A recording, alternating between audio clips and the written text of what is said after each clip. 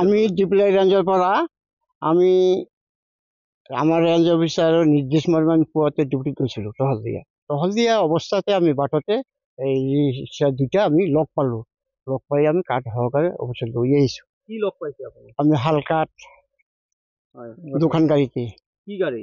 এই ই ৰিক্সা পলাইছে, আমি নিজে লৈ আহিছোঁ। এতিয়া ক'ত লৈ আহিছে কাঠখিনি? কাঠখিনি আমাৰ ৰেঞ্জতে অফিচ কম্পাউণ্ডত আছে ডিপ্লাই ৰেঞ্জ।